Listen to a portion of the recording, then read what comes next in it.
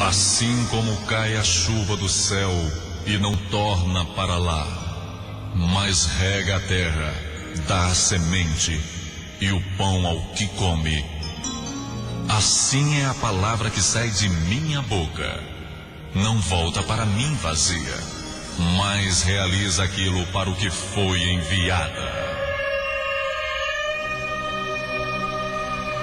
A partir de agora, você vai ouvir uma palavra que pode mudar completamente sua vida. O vazio, a solidão, a angústia, a falta de paz. Tudo de ruim que sucede em sua vida nesta mensagem, Deus irá mudar e trazer até você paz, alegria, saúde e salvação eterna em Cristo Jesus. As páginas sagradas da Bíblia se abrem agora diante de você e através do missionário Deovan Lima, ouça uma palavra da boca de Deus.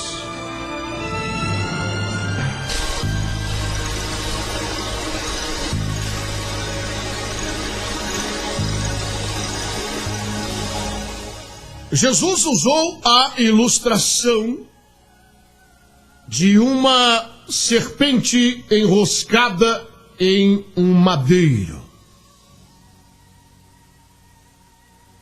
para falar de algo que iria suceder em sua própria vida. O povo de Israel, pela sua rebeldia,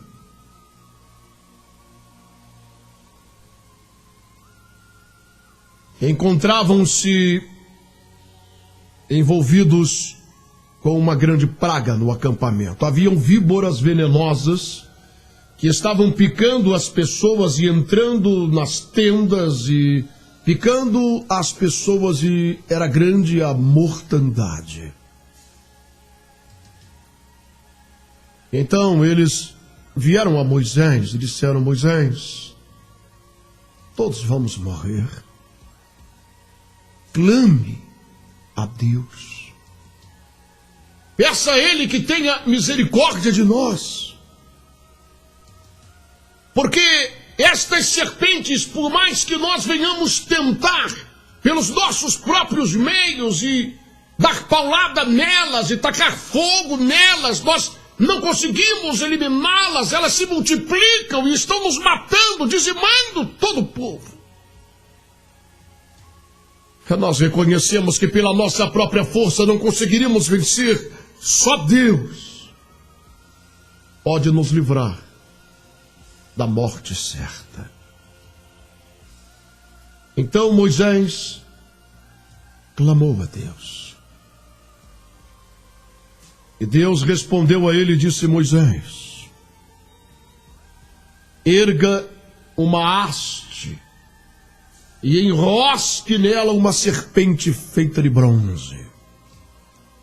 E será que todo homem, mulher, criança, velho, infectado pelo veneno dessas víboras, que trazem na corrente sanguínea a morte certa, será que todo homem que crer no que você vai dizer a eles e vier até onde está erguida esta haste com esta serpente de bronze e olhar para ela, será livre desse veneno? Esse veneno será sugado, arrancado de dentro dela, e ela viverá.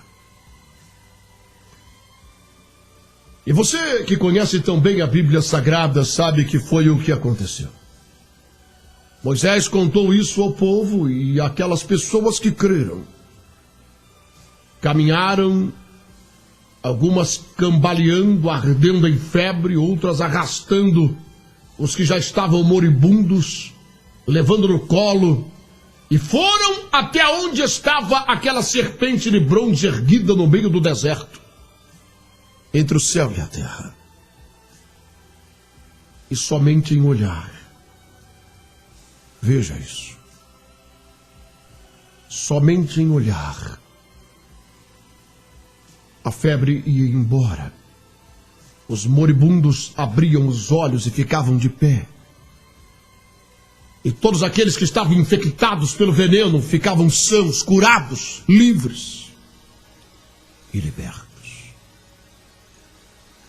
Nós sabemos pela Bíblia Sagrada, aquele povo não sabia, Moisés não sabia, hoje nós sabemos que todas estas coisas tiveram um propósito e eram, na verdade, uma revelação. A Bíblia Sagrada diz que o Velho Testamento é sombra daquilo que iria se revelar, daquilo que iria se mostrar. E agora surge Jesus dizendo: sou eu. O que aquele povo não conseguiu entender naquele deserto, o que Deus trouxe como revelação profética, sou eu. Importa que o Filho do Homem seja erguido no madeiro entre o céu e a terra. Assim como Moisés ergueu aquela serpente, e quando eu for levantado, e quando eu for crucificado, a todos, atrairei a mim. Agora, veja isso. Preste atenção.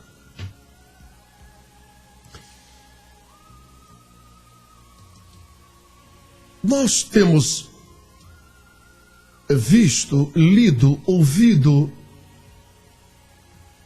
muita coisa útil e importante e algumas coisas que demonstram a falta de entendimento das pessoas, por mais impactantes que venham ser a frase.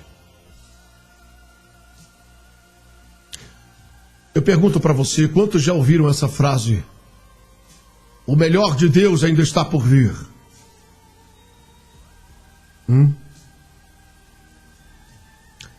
Uma frase de efeito, não é? Aleluia! É ou não é verdade? O melhor de Deus ainda está por vir. E um dia desse eu estava questionando esta frase e eu disse: eu não creio nisso. Não, eu não creio. Eu não creio que Deus tenha algo melhor para mim do que o seu único filho cravado na cruz. Não existe nada que seja melhor, superior a isso. As pessoas aqui não são capazes de discernir, elas não têm entendimento, elas não tomam posse de verdade daquilo que foi realizado na cruz.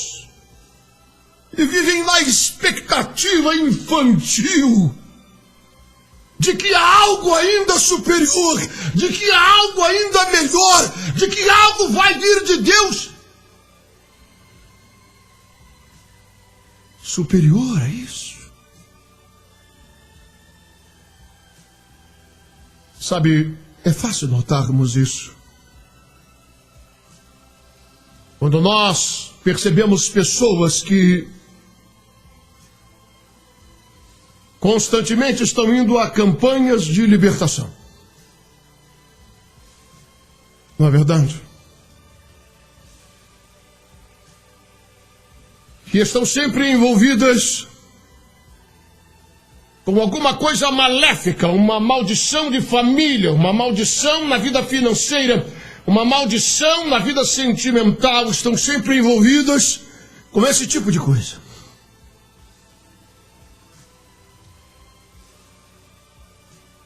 E por isso estão sempre na expectativa de algo melhor de Deus. é porque elas não conseguem discernir e nem abrir os seus olhos e nem compreender. A Bíblia Sagrada diz que Satanás, ele cega o entendimento dos incrédulos para que eles não possam enxergar a verdade. Foi o que Jesus disse: conhecereis a verdade vos libertará.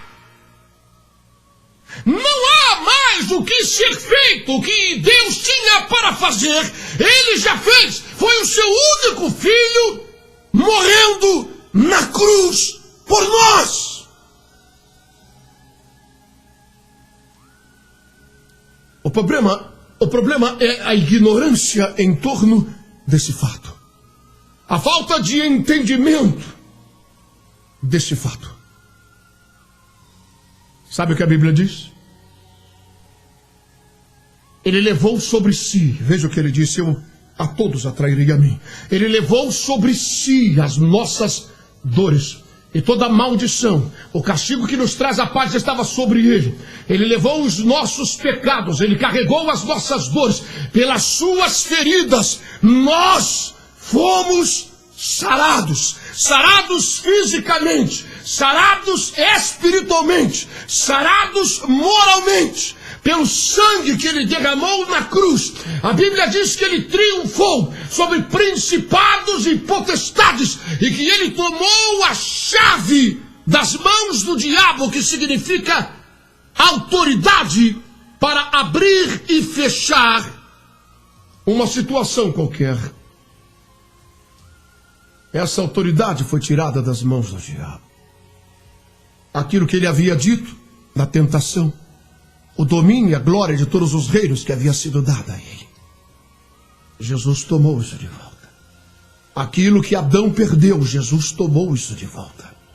E por intermédio do sangue que ele derramou na cruz, o homem pode tornar-se mais uma vez aquilo que Deus projetou, a sua própria imagem e semelhança, filhos de Deus, tendo dentro de si o seu próprio fôlego, o Espírito Santo.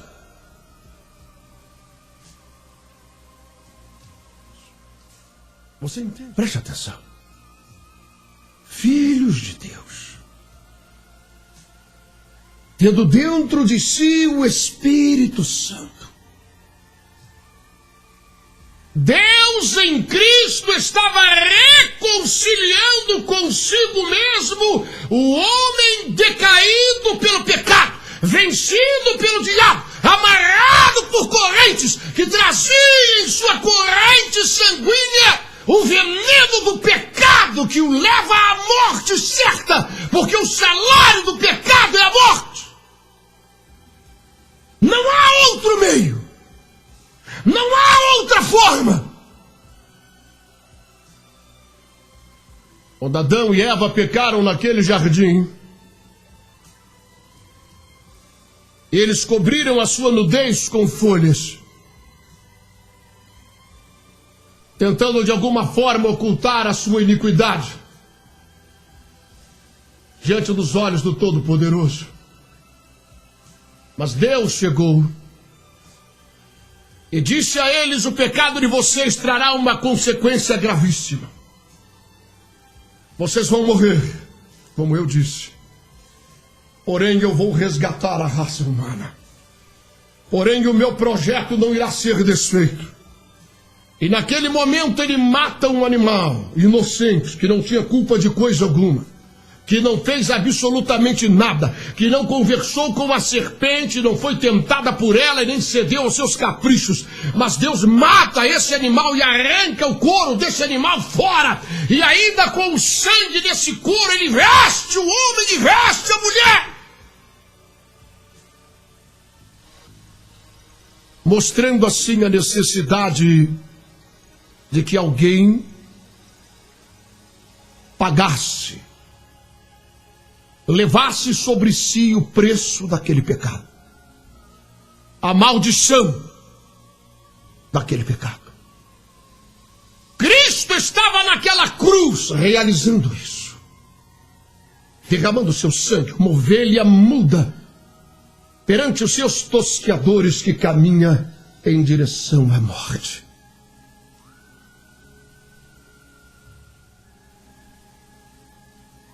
Pelo seu sangue, somos perdoados de verdade. Deus não mais é capaz de ver o nosso pecado, porque a Bíblia Sagrada diz que esse sangue é tão forte, é tão poderoso, que ele cobre nossa iniquidade dos olhos de Deus. Ele lança o nosso pecado no mar do esquecimento. Esse sangue tem poder de nos transformar em novas criaturas, em novas pessoas. Tudo se fará novo, as coisas velhas ficarão para trás. Nós estamos falando de uma transformação genuína e verdadeira. Nós não estamos falando de você comprar um terno, uma gravata e um exemplar de uma Bíblia e mudar o teu linguajar e passar a frequentar uma igreja. Nós estamos falando de nascer de novo, estamos falando de milagre. Foi aquilo que Jesus disse a Nicodemos, que era um mestre da lei, um professor das Escrituras Sagradas. Ele disse: Nicodemos, você não faz ideia do que está prestes a te acontecer, Nicodemos. Você, com todo esse teu conhecimento das Escrituras Sagradas, com todo o teu conhecimento das coisas que sucederam na vida de Moisés, de Davi, de Jeremias, com tudo isso, Nicodemos, a coisa é muito séria. Você está caminhando para o inferno com todos esses pergaminhos e com todo o teu conhecimento e com toda a tua oratória. Você está caminhando para o inferno. É necessário um milagre. É só esse milagre que pode mudar a tua história e mudar a tua vida. Não é o teu intelecto, não é a tua sabedoria, não é a tua gravata, não é a tua Bíblia, não é o teu linguajar evangélico. É só o sangue derramado na cruz. É necessário que você venha nascer de novo da água e do Espírito.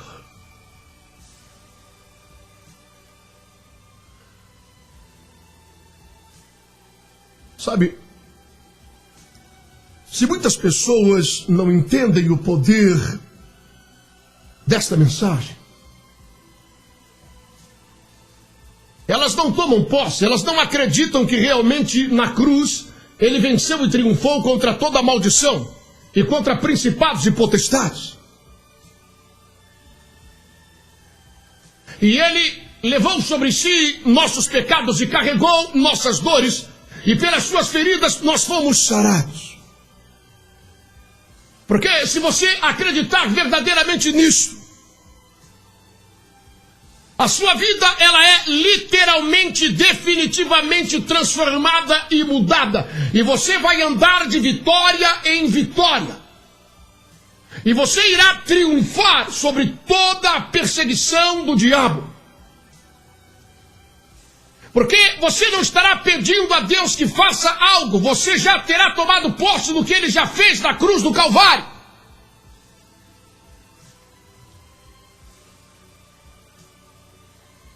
Se nós não entendemos isso, sem dúvida há um personagem bíblico que compreende perfeitamente a profundidade e o significado da cruz de Cristo. Ou melhor, de seu sacrifício, de sua morte no madeiro. O diabo. Ouça bem o que eu vou lhe dizer, preste atenção. Escute o que eu vou lhe dizer.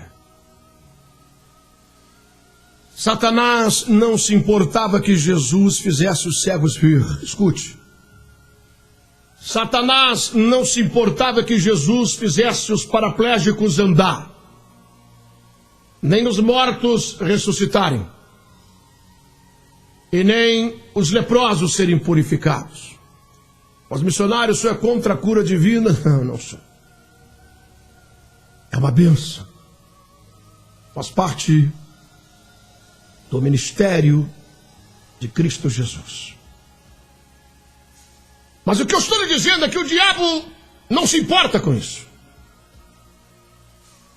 Não é isso que verdadeiramente chama a atenção de Satanás. Porque se Cristo não tivesse ido para aquela cruz, se Cristo não tivesse morrido naquela cruz, preste atenção, Satanás sabia perfeitamente que o paraplégico que levantou ia para o inferno com perna e tudo. Satanás sabia que o cego que passou a ver ia enxergar as chamas do inferno pelos séculos dos séculos, se ele não fosse para a cruz. Satanás sabia que se Jesus não fosse para a cruz, todos aqueles enfermos, doentes e mortos ressuscitados iriam para o inferno. Portanto, a atenção do diabo estava concentrada em uma coisa só: impedir que Jesus de Nazaré fosse para a cruz do Calvário. Escute isso. Desde o princípio, quando o Espírito Santo impeliu Jesus ao deserto para ser tentado pelo diabo, Satanás disse uma coisa. Ele disse: eu sei o que você veio fazer. Eu estava lá no jardim e eu te conheço. Você é o filho de Deus. E nós sabemos essa história. Eu sei o que você veio fazer aqui. Tu veio tomar de volta a glória e o domínio de todos os reinos que me foi dado. E nós sabemos quem deu. Foi Adão. Através de seu pecado, ele entregou toda a autoridade que ele tinha. Tu veio buscar isso de volta. Tu veio fazer uma obra de restituição a esse homem que está sobre meu domínio, acorrentado, que traz o veneno da morte, sua corrente sanguínea. Você veio resgatar, você veio morrer na cruz. Você veio ser o que aquela serpente erguida por Moisés representava para a raça humana. A única esperança de vida. Então o diabo faz uma proposta, ele diz assim: não precisa de cruz. Você faz ideia da humilhação? Você já viu como os romanos fazem com o sentenciado? E você faz ideia que o teu pai, ele vai te desligar da presença dele, porque você vai receber a iniquidade, a imundícia dessa raça. Isso será terrível. Vão zombar, vão escarnecer, vão bater, vão te humilhar. Você é o filho de Deus, eu faço um negócio. Não precisa de cruz. Se tu prostrado aqui me adorares, nós vamos resolver essa história aqui e agora. Eu te entrego o domínio e a glória de todos os reinos. E Jesus disse: não. Somente diante do meu Deus eu me prostro. E somente a Ele eu adoro. Mas essa não foi uma ocasião única. Aconteceram muitas outras. Quando Jesus estava acampado com os seus discípulos, ele já estava sendo perseguido por Caifás e pelos sacerdotes. Queriam matá-lo, eliminar Jesus. E então alguns gregos vieram e Filipe conversou com eles. Não nos é dito na Bíblia o que eles conversaram, mas Filipe vem e diz ao mestre: mestre, estão aí fora alguns gregos que querem falar contigo. Eles têm uma proposta. E o mestre disse a ele: vai, eu não vou recebê-los, eu sei o que eles querem. Vá e diga a eles: se o grão de trigo cair na terra, não morrer, ficará ele só. Mas se morrer, dará muitos frutos. Escute isso. O que o mestre está dizendo agora? Ele está dizendo que aqueles homens vieram fazer uma proposta. E a proposta é: vamos para a nossa terra. Esse povo aqui não te compreende, os judeus são arrogantes, eles querem te matar. Nós sabemos disso, mas nós sabemos que tu és de Deus, milagres, sinais, prodígios, vamos conosco. Lá você vai ressuscitar mortos e curar paraplégicos e limpar leprosos até os 95 anos de idade, e ninguém vai tocar em você. Tempo depois, o mestre disse aos seus discípulos: quem dizem os homens que eu sou? Mestre, estão dizendo que tu é Jeremias, João Batista, que ressurgiu, cada um diz uma coisa, mas vós que andais comigo, o que vocês pensam de mim? Quem vocês acham que eu sou? Houve um grande silêncio. A resposta teria consequências drásticas. Mas Pedro encheu o peito, deu um passo à frente e disse: tu és o Cristo, o Filho do Deus vivo. E todos arregalaram os olhos e Jesus disse: bem-aventurado tu és, Simão Barjona. Não foi carne e sangue que te revelou isso, mas o meu Pai que está nos céus, Ele te deu essa revelação. Também eu vos digo, serei entregue na mão dos pecadores, vão bater, vão zombar, vão escarrar em mim, vão me pendurar numa cruz, vão me crucificar, mas é necessário que isso aconteça. E Pedro gritou mais alto ainda e disse: opa! Estou todo arrupiado, recebi mais uma revelação. Terra de mistério, mais uma revelação. Segura essa, chupa essa manga. Mais uma revelação. De maneira alguma isso te sucederá. Vamos ajuntar a nossa trouxa e vamos sair deste lugar. O Senhor não pode morrer, não pode ser crucificado. E olha que eu acabei de receber uma revelação do teu Pai que está no céu. Eu recebi mais uma agora. Jesus olhou para os olhos de Pedro e disse: arreda de mim, Satanás, porque tu não cuida das coisas de Deus, mas das coisas terrenas e humanas. Pedro, tadinho, estava tão empolgado, mas ele murchou. E na sua inocência ele recebeu um dardo inflamado do maligno para tentar desviar Jesus do caminho da cruz, afastá-lo de lá. Esse era o grande alvo de Satanás, meu irmão. Não se engane com isso. Ele não se importa com mais nada. Esse é o cerne, esta é a espinha dorsal, é o que preocupa o diabo.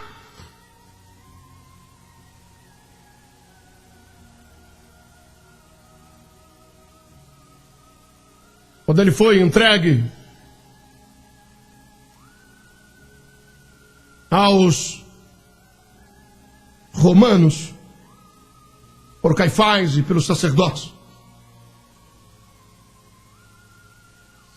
o governador disse: eu entrevistei esse homem e não vi mal algum nele. Vamos bater, vamos açoitar e vamos soltar ele. E algumas pessoas podem pensar, quem sabe o Espírito Santo estava usando Pôncio Pilatos para livrar Jesus da cruz. Não, não estava. Era o diabo. O Espírito Santo queria conduzi-lo para a cruz. Essa é a vontade do Pai, não há outro meio. Essa conversa foi tida no jardim do Getsemane, quando o próprio Jesus, tamanha era a pressão espiritual sobre ele, chegou a clamar: Pai, passa de mim esse cálice, porque eu sei que tudo te é possível. E o Pai disse a ele: não há outro jeito, filho. É a única forma. Levaram ele para a multidão, junto com aquele outro sujeito, Barrabás. E a multidão gritava: solta Barrabás, crucifica Jesus.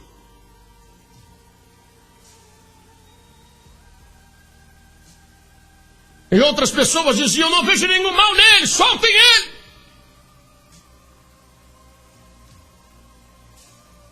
Havia uma grande confusão e um grande tumulto. Mas você pode ter certeza absoluta que Satanás estava nas vozes, e muitas vezes inocentes, sem se darem conta do que estava realmente acontecendo, sem ter tido o entendimento aberto da necessidade daquilo, gritavam: soltam Jesus, mal algum ele fez. E depois que penduraram ele na cruz, os próprios sacerdotes vinham e diziam: olha, nós temos tido divergências, mas se tu desceres dessa cruz, se o Senhor desce se o Senhor desce da cruz, se descer da cruz, nós vamos tirar Caifás e você vai reinar sobre nós. Nós vamos acreditar que tu és o Messias, tu és realmente aquele que foi revelado nas Escrituras Sagradas. Mas desce dessa cruz. Até um dos ladrões também clamava da mesma forma: se tu desceres da cruz e me livrar daqui, eu irei te seguir para o resto da vida.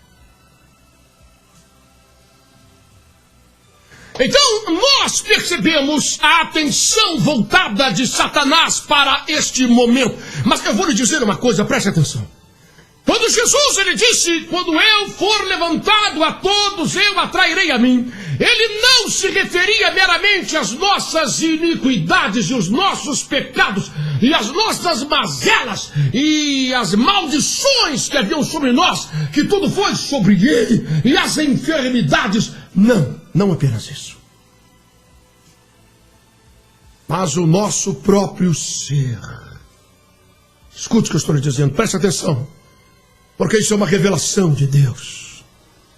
O nosso próprio ser. Não há outro lugar de vitória, irmão. Irmã, escuta, o diabo sabe disso. É por isso que o apóstolo Paulo, ele afirmou: já não sou eu mais quem vive, mas é Cristo quem vive em mim. E a vida que eu agora levo é unicamente pela fé no Filho de Deus, que me amou e a si mesmo se entregou por mim. Já estou lá, disse ele, crucificado com ele. Esse foi o lugar de vitória para Paulo. Uma vida vitoriosa. Vitoriosa sobre o pecado, vitoriosa sobre maldições, vitoriosa sobre principados e potestades, vitoriosa sobre a morte, porque ele disse: o último inimigo a ser vencido é a morte, mas eu venci pelo sangue derramado, porque eu estou lá crucificado com ele. Lá é o meu lugar de vitória, lá é o lugar que ele me chama a estar. Morte, ó morte, onde está a tua vitória sobre mim? Tua vitória estava na minha ignorância, no meu pecado, mas Deus abriu o meu entendimento e me mostrou onde eu devo estar para triunfar sobre você. Ouça, preste atenção. Há uma diferença quilométrica entre aqueles que se tornam discípulos de Cristo e aqueles que frequentam, que dirigem uma igreja qualquer por aí. Escute isso. O diabo não liga que você tem uma Bíblia. Ele dá a risada do teu terno e da tua gravata que você comprou na Riachuelo. Preste atenção. Ele dá a risada da sua placa que você colocou em cima do prédio que você alugou. Ele não liga se alguns demônios caem, rolam pelo chão e falam com voz cavernosa e você expulsa aqueles demônios. Ele não liga que haja profecia, que hajam curas. Satanás conhece a Bíblia Sagrada e ele sabe o que vai acontecer naquele dia. Ranger de dentes. E milhares de pessoas vão alegar em teu nome: eu expeli demônio, eu curei enfermo, eu profetizei. E Jesus lhes dirá claramente: eu não vos conheço, apartai-vos de mim, maldito, para o fogo eterno criado para o diabo e seus anjos. Isso tem valor para você? Isso te preocupa de alguma forma? Então você precisa conhecer a verdade. Eu vou lhe dizer agora: estão mentindo para você. 99% das igrejas hoje espalhadas na terra estão sendo dirigidas por falsos profetas, homens que prostituíram o Evangelho de Cristo e que pregam unicamente as coisas que dizem respeito a essa terra, a esse mundo, e fecharam os olhos das pessoas para aquilo que é eterno. Estão te enganando. O único lugar de vitória é a cruz. É uma vida de renúncia. A cruz significa renúncia. Preste bem atenção. Jesus disse: todo aquele que quiser vir após mim. Eles não pregam isso para você. Jamais irão pregar, porque isso não dá dinheiro, porque isso não dá ocasião para distribuir envelope. Essa mensagem não pode ser conectada a envelopes. Todo aquele que quiser vir após mim, negue-se a si mesmo. Negue-se a si mesmo. Tome a sua cruz e venha após mim. Porque eu vos digo, aquele que ganhar a sua vida neste mundo, a perderá eternamente. Mas aquele que perder a sua vida para as coisas desse mundo, a ganhará eternamente. Sabe o que isso significa? Não serão mais os teus próprios planos, teus projetos de vida. Sabe o que significa? Deus deixará de ser o seu empregado. Deus deixará de ser meramente uma ponte para que você alcance os teus objetivos, os teus projetos e os teus planos. E você se renderá à vontade dele, assim como Paulo e todos os demais. Eu estou lhe dizendo, preste atenção, você não vai ouvir mensagens assim em qualquer lugar. Ouça o que eu vou lhe dizer. Deus não está com a maioria, nunca esteve com a maioria, pelo contrário. A voz do povo nunca foi a voz de Deus. Ele não está com a maioria anda pelo caminho largo e espaçoso que leva à perdição. O caminho estreito e apertado, são poucos que andam nele. O que é que você quer para a sua vida?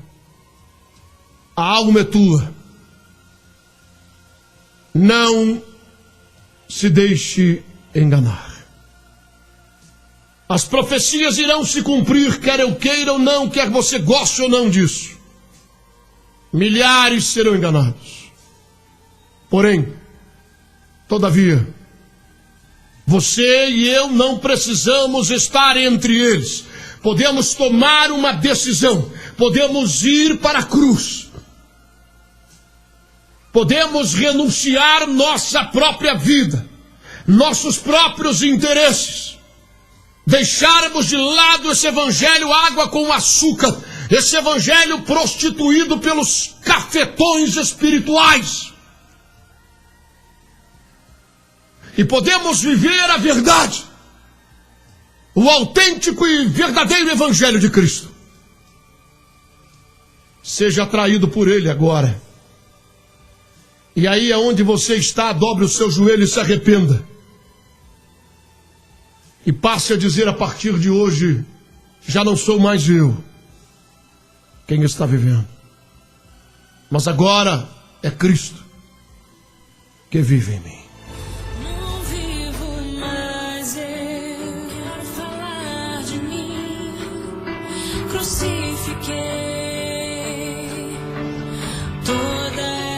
Bem, amados, nós estamos chegando ao finalzinho de mais um programa. Que esta semente lançada hoje em teu coração fique livre dos espinhos e abrolhos, das pedras, cresça e produza fruta em nome de Jesus.